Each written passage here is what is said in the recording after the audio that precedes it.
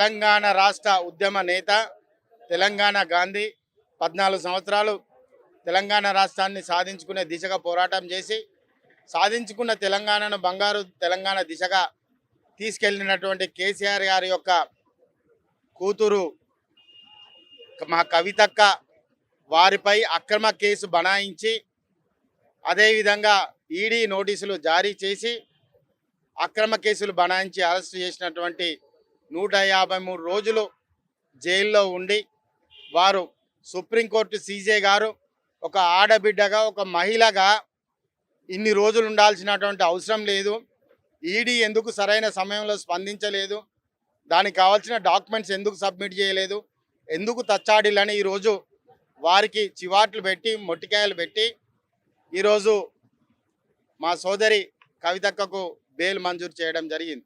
ఈ సందర్భంగా supreme court chief justice గారికి మేము తెలంగాణ రాష్ట్ర మహిళలందరూ ప్రజలందరూ కూడా వారందరికీ కూడా కృతజ్ఞతలు చెప్పుకుంటున్నాం.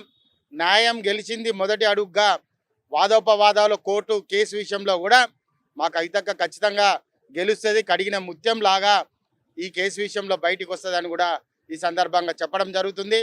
అదేవిధంగా ఎన్ని ఆశలు చూపెట్టినా కానీ, ఎటువంటి ప్రలోభాలకు గురి చేసినా కానీ, ఎటువంటి భయాలకు గురి చేసినా కానీ, ఎటువంటి పార్టీ పట్ల నష్టం జరిగే విధంగా బీఆర్ఎస్ పార్టీ బీజేపీలో కలుస్తుందని ప్రేరేపణలు చేసినా కానీ కవితక్క పార్టీ ముఖ్యం, పార్టీని నమ్ముకున్న కార్యకర్తలు ముఖ్యం, ప్రజలు ముఖ్యం.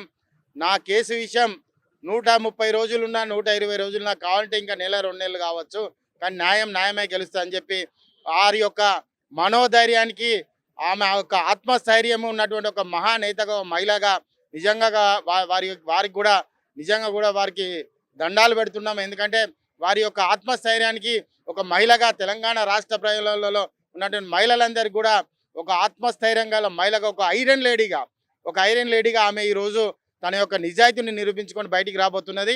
కాబట్టి ఈరోజు తప్పులు మాట్లాడినటువంటి కేంద్ర మంత్రి బండి సంజయ్, అదేవిధంగా శాసన మండలి సభ్యులైనటువంటి మహేష్ గౌడ్కి ఇద్దరు కూడా మేము సూటిగా అడుగుతున్నాం.